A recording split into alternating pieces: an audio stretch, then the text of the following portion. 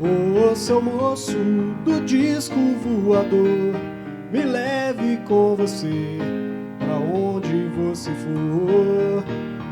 Ô seu moço, mas não me deixe aqui, enquanto eu sei que tem tanta estrela por aí. É isso mesmo, e tem tantas estrelas por aí, e nós estamos entrando no ar agora para todo o Brasil, via satélite, é o nosso Prosa Brasil. Um pouco emocionado porque começamos como Prosa Curitibana, né, Hélio Barbosa? Sim. E agora estamos fazendo o Prosa Brasil, graças ao seu apoio, graças ao feedback que estamos recebendo de todos os amigos via Facebook, né, os companheiros, amigos com quem nós estamos conversando, entrando em contato. Realmente, muito obrigado pelo incentivo. E por falar em disco voador, né, nós vamos receber hoje, com muita alegria, ele que é o grande conferencista, o grande pesquisador, o grande nome da ufologia do Brasil e do mundo, Ademar José Gevaert. Tudo bem, Gevaert? Como é que está você? Finalmente você me chamou para o teu programa, hein? Pois é, rapaz, eu estava esperando, né, a gente preparar o nosso OVNI Porto para poder decolar, para você poder vir. E eu esperando a oportunidade de vir aqui falar sobre esses assuntos. Porque eu não contei, o Gevaert estacionou o disco voador dele aqui em cima do estúdio, né? E desceu para conversar um pouquinho com a gente. Obrigado pela sua presença, Gevaert. Olha, é um prazer estar com você aqui. É um prazer constantemente conhecer a banda e todos vocês. Que Muito legal. Obrigado pela oportunidade. A gente tem muita coisa para conversar com o Gevaert. Só lembrando também que no programa de hoje, além do Gevaert, nós temos o André Calimã, que é um cartunista revoltado. Ele faz uma história em quadrinho, que já está no 11º capítulo, que está só na internet, e que agora vai realmente para uma edição impressa, que o título é Revolta. Tem tudo a ver com esse movimento do povo brasileiro nas ruas, e é um assunto muito legal, e ele desenha muito bem, vocês vão gostar também. E a super banda de blues, pop blues, que é a Milk and Blues, também um show à parte no programa de hoje. Realmente o nosso programa cada vez mais delicioso para fazer, né, Hélio? Sensacional, sensacional. Bom, já que o assunto é disco voador, né, eu estou aqui com a revista UFO, que é a mais antiga do mundo no segmento, né, Geva? É verdade. 30 anos de 30 trabalho. anos de trabalho. Né, só assuntos interessantes, nós vamos conversar sobre isso agora. Mas primeiro eu queria saber do meu amigo Hélio Barbosa, em relação a essa questão ETs, discos voadores, enfim, abdução. O que você pensa sobre isso? Pois olha, eu sou de uma geração, Brevilhério, eu acho que tanto eu como você, se nós nós temos a mesma idade, nós somos da três mesma aqui geração, nós temos a mesma idade. Nós três, então. Nós três. Acontece às vezes. Acontece às vezes. Mas eu acho que a gente é de uma geração que nós crescemos assistindo Jornada nas Estrelas, Perdidos no Espaço, então você não há como National você... Kid, National Kid, Lembra né? disso? Olha, era assim, né? Hey, National Kid. Então não há como você não se interessar por esses assuntos, por esse enigma, se existe vida. É uma geração como eu cresci assistindo Perdidos no Espaço. Então eu acho que homens como nós, às vezes a gente olha para as estrelas e a gente sente uma certa angústia, porque a família Robson nunca voltou à Terra, lembra-se? É isso mesmo, em 7 anos, quando o homem pisou na Lua, não é? Exatamente, em 69. 69, né? Foi eu me lembro. Né? Foi um passo gigantesco para a humanidade. Um pequeno passo para o homem, um passo para a humanidade. Também quero agradecer sempre a presença do Patrick e da Renata, a nossa banda Prosa Curitibana, e hoje o Patrick e a Renata, né, dentro do tema realmente, né, do disco voador, vamos conversar sobre esse tema que é muito instigante. Gevaert, você vem fazendo já esse trabalho há mais de 30 anos, é conferencista internacional, de grande sucesso, realizador de grandes eventos importantes, e faz um trabalho editorial excepcional. Né? Eu nunca me canso de elogiar o trabalho que você realiza através da revista UFO. É desse teu prestígio. Agora, diga uma coisa importante para mim, né, que eu acho que é o ponto fundamental dessa história toda. Por que, na sua opinião, é importante cada vez mais, é fundamental que as pessoas comecem a refletir, comecem a se ligar na questão UFO? É importante, Brevilhério, porque quer elas queiram, quer não, esse fenômeno está se alargando. Os discos voadores estão se aproximando cada vez mais, e quando eu me refiro a isso, eu quero dizer que essas espécies, essas civilizações que vêm de outros planetas para cá, elas estão se aproximando cada vez mais de nós. Elas estão formalizando aos poucos aquilo que nós chamamos, e que acreditamos que vai acontecer dentro de algumas décadas, de contato definitivo. Então, quando isso ocorrer, se não houver uma conscientização em escala global, nós vamos ter grandes problemas aqui. Pois é, essa conscientização é necessária por quê? É necessária porque se as pessoas não estiverem a par do que está acontecendo, se as pessoas continuarem sendo enganadas pelos governos, pelas instituições científicas que não se abrem para esse assunto, enquanto elas não se derem conta de que nós não só não estamos sós no universo, mas como estamos sendo muito bem observados já milenarmente por outras formas de vida, se isso não cair na cabeça, na consciência de cada um de nós vamos sofrer um trauma maior do que vai ser, porque de qualquer maneira, mesmo que haja uma conscientização, haverá um trauma quando esse contato ocorrer. Um trauma no sentido de uma transformação, de uma revelação, de algo que vai mudar a rotina do dia a dia da nossa espécie de uma maneira definitiva. De colocar em xeque tudo aquilo que nós acreditamos, né? Sem a menor dúvida. De fato, até hoje nós só estamos acostumados a sermos enganados pelo governo. Acho muito difícil que chegue um dia que a gente não seja enganado pelo governo. É verdade. A priori. Em relação ao nessa governo, questão a gente nunca vai ter a certeza. O governo brasileiro... O governo está abrindo os arquivos, Giovanni? Está abrindo os arquivos. O governo brasileiro, assim como alguns outros governos da América Latina, tem uma postura bem coerente com relação a esse assunto, abre, revela, mas aquilo tudo que nós temos conseguido através desse trabalho, de uma campanha que nós fazemos chamada UFOS, Liberdade de Informação Já, que levou à abertura de quase 5.000 páginas de documentos até então secretos do governo brasileiro, da Força Aérea Brasileira. Apesar disso tudo, nós sabemos que essa boa vontade toda é apenas a ponta do iceberg, porque a informação mais bruta, mais hardcore da coisa ufológica está toda debaixo da linha d'água. Essa informação que é o resto do iceberg, isso aí não vai ser revelado tão pouco. Embora alguns governos tenham dado passos na direção disso. Você imagina, por exemplo, que o Uruguai, isso é uma coisa que ninguém suspeita, mas o Uruguai, há quase 40 anos, tem uma entidade de pesquisas ufológicas oficial dentro da Força Aérea Uruguaia. Eu estive lá, entrevistei o comandante da Força Aérea dentro da base aérea de Bortolanza. E o Chile também. Desde 1997, o Chile tem uma entidade de pesquisas ufológicas que está conectado à Diretoria Geral de Aviação Civil, que é a ANAC deles. E como é que é a relação sua, dos outros estudiosos, com o governo brasileiro? É de cooperação? Existe um bom entendimento? É a melhor relação que os ufólogos brasileiros já tiveram em todos os 65 anos de ufologia. O meu grupo, o grupo da Comissão Brasileira de Ufólogos, estamos à frente dessa campanha desde 2004. Nós fomos, para você ter uma ideia, recebidos a convite do Ministro da Defesa, no Ministério da Defesa, no dia 18 de abril desse ano, para tratar com as Forças Armadas aquilo que nós pedimos. Nós pedimos que as Forças Armadas abram completamente seus arquivos, sejam transparentes com relação ao que elas sabem sobre esse tema, e sabem muito. A Força Aérea Brasileira liberou muitos documentos, mas tem muito mais que nós queremos. O Exército não liberou coisa nenhuma, a exemplo do caso Varginha. A Marinha também não liberou coisa nenhuma. E pedimos ali, imagine você, numa mesa em U, no terceiro andar do Ministério da Defesa, na esplanada dos Ministérios em Brasília, de um lado, 6 membros da Comissão Brasileira de Ufólogos, eu chefiando a turma, e do outro lado, 10 representantes das Forças Armadas Brasileiras. Isso tudo sendo intermediário pelas autoridades do Ministério da Defesa. É um momento novo, interessante. Isso nunca aconteceu em lugar nenhum do mundo. Quando eu coloquei isso em inglês e eu coloquei isso em português, em espanhol, aliás, e mandei para o mundo inteiro, as pessoas falam assim, mas como é que vocês conseguem isso aí? O Brasil, então, está na vanguarda nesse relacionamento. Completamente. Governo Tanto e pesquisa. que 2 semanas depois disso acontecer, houve uma reunião bastante grande em Washington, de gente ligada a esse assunto, tanto pesquisadores, estudiosos, divulgadores, como também testemunhas de ocorrências ufológicas de grande porte do mundo inteiro estiveram lá.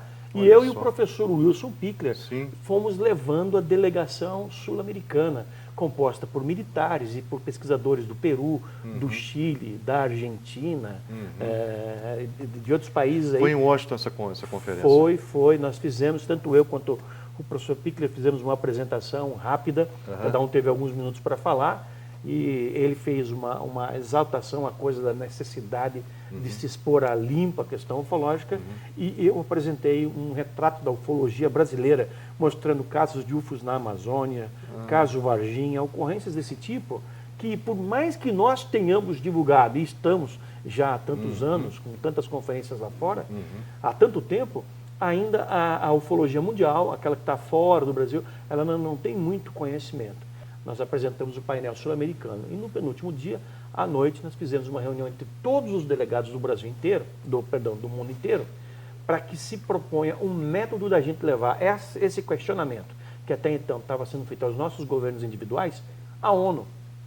E de tantas discussões que surgiram nessa reunião, uma reunião com 40, 50 pessoas, a que foi acatada foi a que foi apresentada por mim e pelo professor Pica. Olha só, parabéns. Foi né? acatada. É a e contribuição está sendo brasileira para um debate mundial. é um debate mundial. Olha Logo depois disso, nós fizemos no Brasil, aqui em Florianópolis, de 14 a 16 de junho, um fórum mundial de contatados.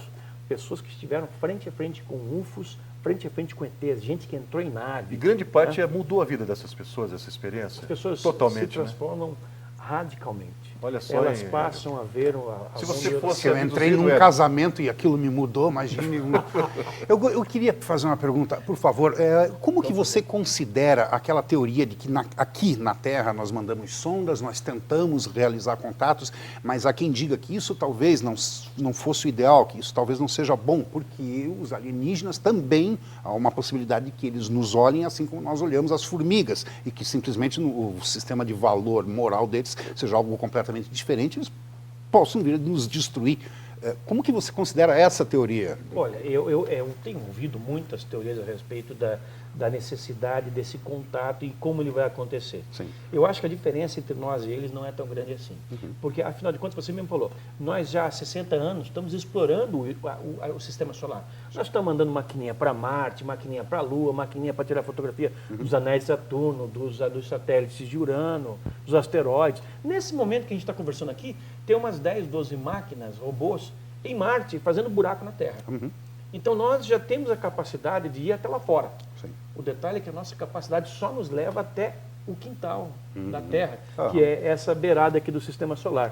A nossa diferença para esses seres que fazem o mesmo é tecnológica. Eles têm capacidade não é? tempo de evolução. Eles começaram há muito mais tempo, ou talvez o seu ritmo evolutivo tenha sido outro. Aquela questão de classificar a civilização, né? Porque dizem Em primeira, que segunda, terceiro, quarto tipo. Isso. Né, nós não somos ainda uma civilização tipo ainda. de primeiro tipo. Né? Uma de primeiro tipo seria aquela que usaria toda a energia da sua estrela para funcionar. Nós não temos ainda essa capacidade. Nós ainda temos que queimar combustível fóssil e outras coisas para poder fazer. Isso a custo seríssimo de impacto sobre o meio ambiente. E além do que, somos uma civilização de 7 bilhões de seres humanos, com todo tipo de problema. Imagine que 1,5 bilhão de seres humanos não tem comida no prato para comer. Justamente eu ia perguntar sobre isso nós aí. somos, nesse aspecto, assim, uma civilização que não deu muito certo. E talvez primitiva, essas não deu que vêm certo até aqui, ainda, né? Elas olhem para a gente e falam assim, mas como é que esses caras deram tão errado? Né? Mas é que é o começo, talvez, né, Jevaé? Talvez seja isso. Né? Agora, essas diferenças, Hélio, elas estão cada vez menores, porque nós estamos indo cada vez mais longe. E a nossa tecnologia, ela está ampliando. A tecnologia, vocês sabem, ela se substitui inteiramente em períodos cada vez menores. Hoje nós temos, por exemplo, equipamentos celulares que tem uma tecnologia 100% diferente da que era há 5 anos atrás. Imagina daqui mais 5 anos, daqui mais 10, daqui mais 50. Jevaé, e A você... tecnologia astronáutica é a mesma coisa. Então ela vai na progressão geométrica, da luz, Geométrica. né? Agora Então, você falou... Nós logo vamos ter máquinas para mandar um grupo de pessoas para outro planeta, talvez até para fora do sistema solar, com segurança, com eficiência e com rapidez. Você acredita Que nisso, vai e então, volta. para breve? Que a gente possa fazer essa viagem para as estrelas em breve? E Cara, quantos eu anos seria acredito. mais ou menos? É? Eu acredito nisso assim com toda a minha Você acha energia. que nossa geração vai poder viajar para as estrelas? Eu li um artigo recentemente. Aqui, nós já estamos na fase dos 50, né? Estamos na marca do pênalti. Nós estamos no lado B. Se a gente puder dar um pulo na Europa, para nós está bom já. Eu tenho um menininho de 8 anos, meu terceiro filho. Essa geração. Essa geração. Os meus outros dois filhos têm 27 e 30, talvez também. Mas esse de 8, com certeza, vai ser a geração, essa gurizadinha que está aí, vai ser a geração que vai viver um mundo absolutamente diverso desse que nós temos hoje. Um mundo diferente. Intergaláctico. Sim, com muito mais facilidades, com muito mais justiça, com muito mais desprendimento moral das pessoas, com muito mais avanço. E também, tecnologicamente, com maior capacidade de explorar não só os mundos ao redor, mas mundos muito mais Jevaé, você acha que o desenvolvimento tecnológico tem a ver com o desenvolvimento moral e ético? Eu Uma coisa acompanha a outra, Eu né? acredito que sim. E você disse também que possivelmente as outras espécies de seres inteligentes sejam muito parecidos com a gente. Pois sabe, Beverly, São unidades iguais? Eles são iguais a nós, na verdade. É. Eles têm sempre o mesmo formato. Os discos voadores podem pousar em São qualquer humanos, lado do mundo. então? Eles são humanoides, pelo menos. Porque eles têm, olha, isso em 99,9% dos casos. Nós estamos falando de milhares de casos registrados por pesquisadores como nós em várias partes do mundo. Isso há 60 anos. Invariavelmente, quase em 100% dos casos, quando desce uma nave e desce um ET dentro da nave, esse cara tem 2 braços, 2 pernas, um tronco, uma cabeça, 5 dedos ou 4 dedos. Nessa cabeça tem um nariz no meio, 2 olhos, uma boca, 2 orelhas. Como é que é isso? Não é possível que eles sejam tão semelhantes a nós. Quer dizer, se eles são mais baixinhos e cabeçudos ou franzinos, ou se eles são mais altos, não importa. Essa variação. Vejamos nós aqui nesse estúdio. Tem alguém aqui parecido? Não, no planeta mesmo, no planeta nós somos diferentes. Então, agora, o que isso indica? Vindo eles de tantas diferentes origens, isso é importante que se deixe claro. Eles vêm de muitas diferentes origens. Tá? Alguns vêm aqui com mais frequência, outros vieram alguma vez e não voltaram mais. Há alguns que estão chegando somente agora. Enfim, há de tudo nisso aí. Todos eles têm o mesmo formato que o ser humano. Isso, para mim, é uma indicação clara que a humanidade não foi colocada só aqui na Terra. A humanidade foi semeada por inúmeros planetas pelo universo. Em alguns lugares, talvez porque a Terra era melhor, chovia mais, batia mais sol, aquela sementinha germinou mais rapidamente. Em outros lugares nem germinou, em outros germinou mais ou menos. Aqui germinou como a gente sabe. Então você acredita numa comunidade cósmica, né? Acredito. Uma comunidade Absolutamente. intergaláctica, uma confederação. Acredito. Assim como nós temos no nosso planeta, chegamos à necessidade de ter, quando nós atingimos um certo grau de evolução, enquanto espécie humana, nós necessitamos a criação, bom, primeiro da globalização e daí a criação de uma ONU. E aí nós temos também agrupamentos de nações regionais, mas a ONU é a ONU. Assim como existe uma ONU para controlar, para dar uma certa regulamentação aos povos deste planeta, que são 200 e tantos países, também deve haver uma coisa semelhante lá fora, de uma confederação que regule a movimentação, as ações dessas outras formas de vida. Muito interessante. Inclusive, a maneira como essas outras formas de vida se relacionam com aquelas que ainda não têm a capacidade do voo espacial. Como nós não podemos ainda ir até um outro planeta e travar um contato com uma outra civilização. Sim. Nós podemos fazer buraquinho em Marte. Nós não podemos ainda sair da nossa galáxia em Nós tempo. nós não podemos sair nem daqui dessa beiradinha do sistema solar. Nós estamos presos a isso. O sistema solar não é nada. Você tem ideia, o número de estrelas que se acredita existir no universo é de 1 com 70 zeros. Nossa. É um número impronunciável. A Terra é um só. Então, imagina, falar sobre possibilidade de vida fora da Terra é uma coisa assim tão enorme. Agora, eles estão aqui com a gente. Pode ser que o Hélio Barbosa, por exemplo, seja um ET? Por exemplo. Eu conheci ele hoje, mas eu já estou tendo sérias suspeitas. Eu tive no programa do Danilo Gentili há 2 semanas. Eu pude ver. Você viu o programa. E ele fez essa obrigado. E ele fez essa pergunta em tom de gozação. Você acha que pode haver ETs entre nós? E você está fazendo a pergunta em tom sério. Nos 2 casos eu respondo. Na minha opinião, sim. Pelas mesmas razões que do resto que eu falei aqui agora. Imagina o seguinte, esses seres são tão parecidos conosco. Se eles têm condição de ir a um outro planeta, como a Terra, e verem que aqui nós somos tão parecidos com eles, eles vão se furtar até aquela curiosidade de entrar na nossa sociedade, participar da nossa vida, tentar descobrir como é que nós vivemos. Nós iríamos fazer isso se nós tivéssemos essa condição de ir a um outro planeta e víssemos lá uma sociedade mais atrasada, mas que é tão parecida com a gente, que a gente passaria despercebido entre eles, nós iríamos nos furtar, nós iríamos conseguir controlar esse ânimo de nos infiltrar na sociedade deles. Os imbuídos do sentimento de pesquisa e tal, eles iriam. Com certeza. Claro, aproveitando. Por várias razões, para saber como é que nós vivemos, como uma forma de um experimento social. É a mesma coisa que, por exemplo, um camarada sai do Rio de Janeiro e vai viver com numa tribo de índios no Amazonas. Por quê? Boa analogia. Né? Pois é, exatamente. Como ele faz a aproximação e ele vai conviver lá. Qual e ele objetivo, quer saber, né? Objetivo. Então, e muitas vezes o cara curte tanto essa experiência que ele nem volta para casa. Nós temos um convidado que em breve estará aqui, que teve essa experiência, um arte educador, um amigo, que viveu 4 anos numa aldeia indígena no interior da Amazônia mesmo, na Mata Fechada. É muito interessante isso aí. Bem interessante. Bom, aproveitando então, que é uma alegria, é a primeira vez que o Gevaia vem ao programa, primeira de uma muitas, série, né, de muitas, né?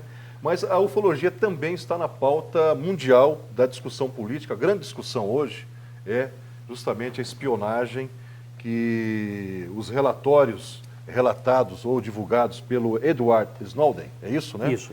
E veja bem, também sobrou né, tem uma interface com a ufologia. Quer dizer, então, que também tem espionagem na ufologia? Do que se trata essa aqui, que é uma chamada dessa edição da revista UFO, Geva? Tem. O Snowden, ele tem uma quantidade de informações sobre muitos tópicos.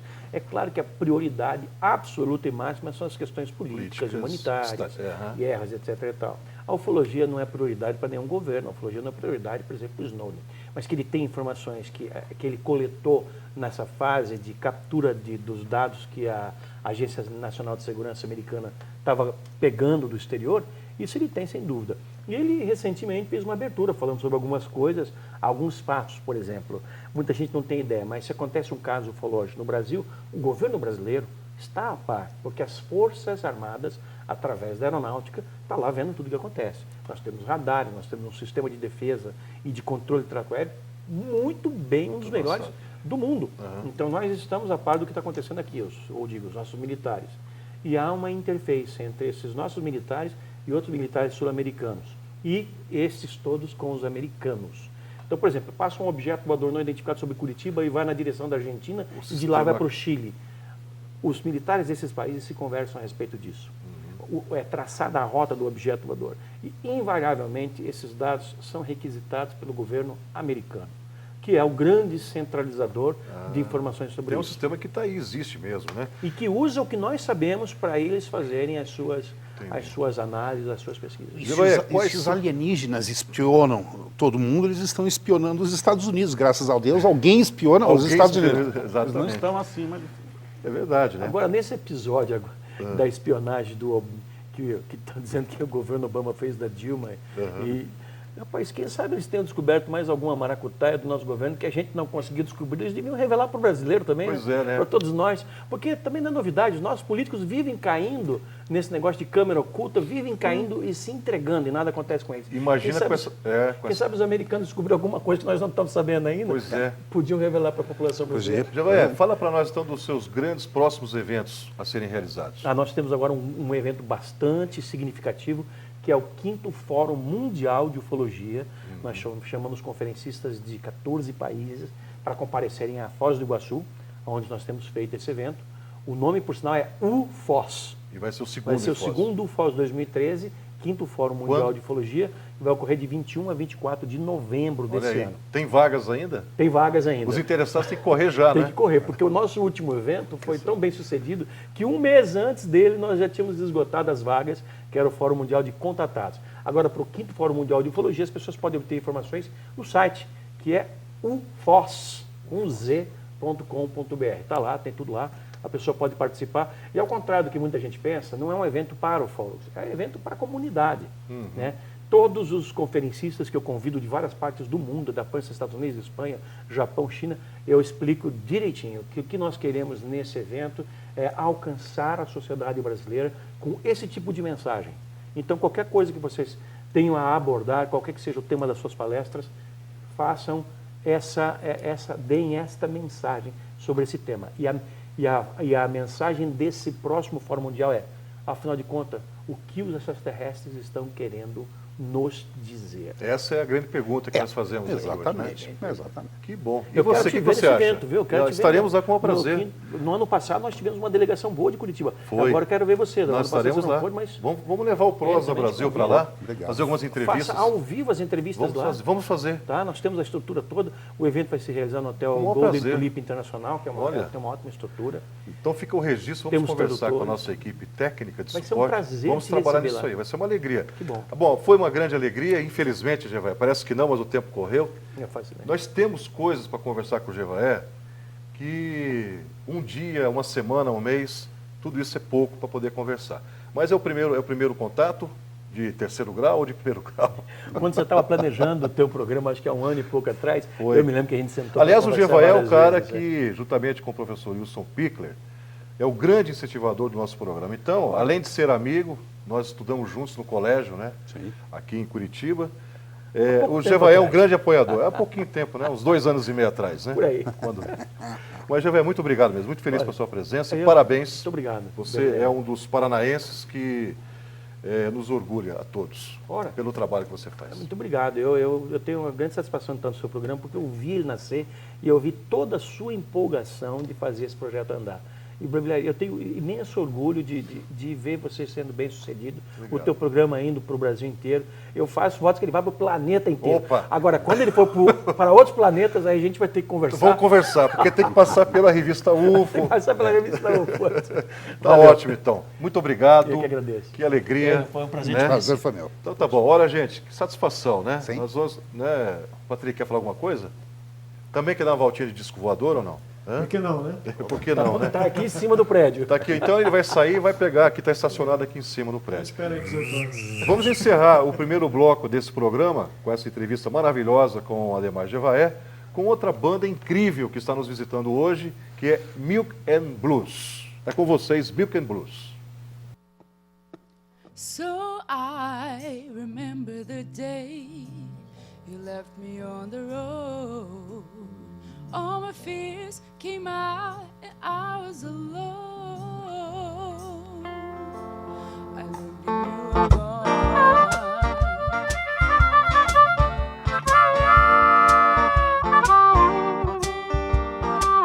No cab, it knocked me down and I could barely see you. I needed my time, but I was denied. You only told me no.